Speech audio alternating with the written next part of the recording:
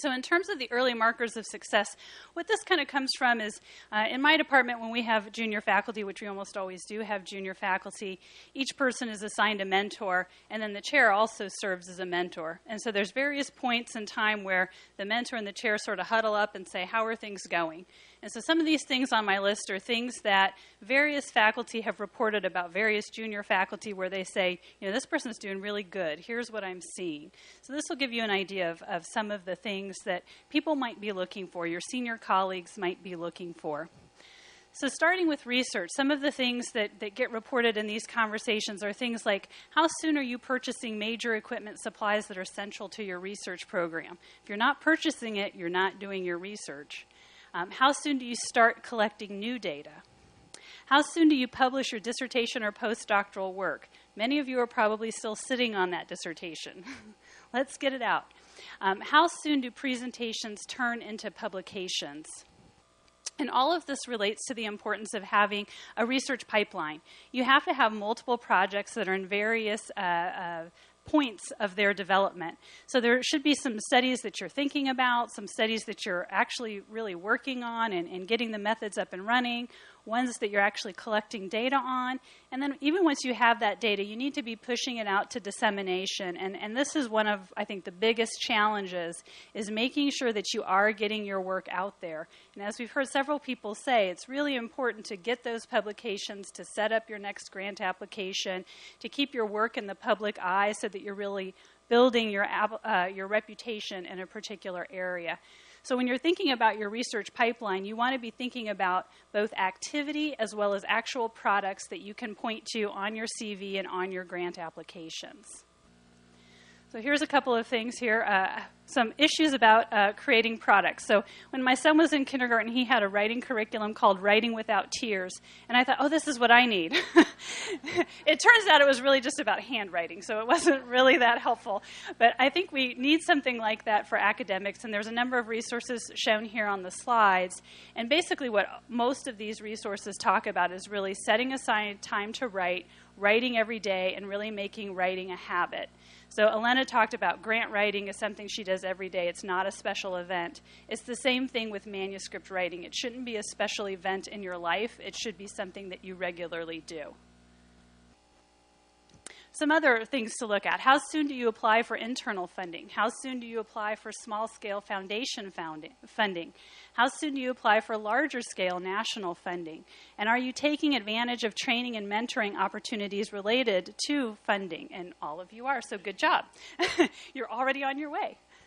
And all of this relates to really having a strategic plan. So I was talking to one of our junior faculty the other day, and he had a very clear plan of, I'm going to apply for this grant, and that's going to fund these studies, and then I'm going to apply for this other grant, and that'll fund these other studies that are sort of related but a little different from those. And then all of these are going to come together and will support my R01 application. So it was very clear that he was being really thoughtful about the studies that needed to get done, the kind of funding he needed to be able to get those studies off the ground, and had a plan of how those were going to lead to something bigger. So it wasn't just random funding here, random funding there, but pieces of work that were going to come together to make a cohesive whole. And then this relates a little bit to just in general semester planning. If I went to my office and just thought, well, let's see what I get done today, I promise you I would not be getting much done, especially on the really important things. So in addition to thinking about having this kind of grant plan, you need to have a semester plan and be thinking about what are all the things that you need to get done. And here are some resources about how you might go about building a semester plan and some things to be thinking about.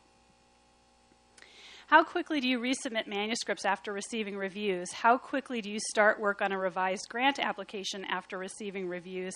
And how quickly do you move to a new journal or funding agency once you are rejected? Okay? So here, successful people are resilient. Everyone has said in the room, you're going to write a lot of grants. Many of them are not going to get accepted. You're going to write a lot of journal articles, and many of them people are not going to love the first time you put them in. But what separates the successful people from the less successful people is that successful people get over that rejection quickly, and they immediately move on to plan B or C or D or Z. Okay? How quickly do you attract students at different levels to your project? Do those student projects lead to presentations or publications? How coherent are the projects across students? Are you making use of student funding outlets, and are you retaining those students?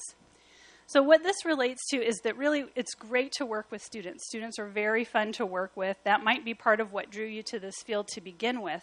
But it's really important that you harness their energy towards things that are going to help you with your research goals. So students really should be part of research, not so much part of teaching. They'll learn something no matter what project you stick them on. So make sure you're putting them on things that will help you out. And being able to compete for some student funding can, again, help diversify your student, or your funding portfolio.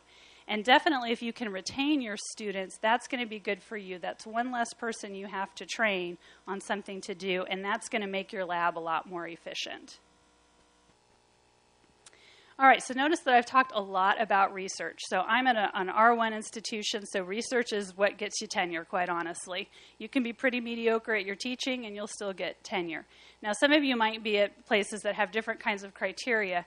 So in general, this is a good discussion to have with someone at your university of what are the markers of success, what are senior faculty looking for when they look at you. And it might be a little bit different than what I'm presenting here, but either way, it'll give you some guidance about how you should be spending your time. So in terms of teaching, are you copying your own exams? Are you running them to testing surfaces? Are you grading every paper? Are you finding video clips? Are you inserting clip art on your PowerPoint slides, etc.? Successful people delegate responsibilities effectively, particularly around their teaching efforts. So think about who you can get to do some of these things. You don't have to do everything in your teaching. Many other people can be involved. So make sure that you're using your GTAs wisely. If you don't have teaching assistants or you don't have enough time, look at who else you can use. You might have student office workers in your department. They can be copying your exams, running them to testing services. Think about who can do the work so that you're not doing some of the things that really don't have a lot of payoff. You can also look at getting teaching grants. So teaching grants are a good way to help offload some of that teaching responsibility and preparation. And remember, too, that good enough is just fine for the first offering of a course. It's not to say that you should slack off in your teaching, but once again, students are going to learn from however you teach it, no matter how mediocre you are. Hopefully you won't be striving for that, but there'll be a lot that they can take from the class even if you don't do it perfectly the first time, and then you can improve on that year after year. Hopefully you're able to teach your courses repeatedly across semesters. So it doesn't have to be perfect the first time, whereas you're not going to do the same study over and over again until you get it right, or you're not going to have a very long longevity in the field. So just think about where you need to spend that time. Service. Do you say yes or no, or rather do you ask what activities are required? What is the timeline for those activities? Can I get back to you on that? Successful people are thoughtful about their time. You can't say yes to everything. So you really want to ask questions when people ask you to do something and think about how much of your time it's going to take, what you're going to get out of it. Is it something that you would enjoy, or does it sound horrible? And then choose accordingly. Life. Successful people have one. And you'll have to figure out for yourself what exactly that means for you, because I think people have different priorities in their life, whereas research, teaching, and service is a little more similar across all of us. But you should think about what the priorities are in your life and make sure that you take time for those things too. So successful people do take vacations, they do leave work early, they go out to lunch with colleagues, all of these other things. So think about the things that you want to be doing that enhance your enjoyment of your life and make sure that you include those in your plan as well. Here's a lot of resources on work-life balance. Unfortunately, most of them are aimed at women, so apologies for those of you who are male in the audience. You obviously all need to band together and write your own book. So there's nothing for you to read. I'm sorry. But you might get something out of some of these as well. So there's a variety of resources there. And so now I'll turn it over to Karen to talk a little bit about some kind of day-to-day experiences.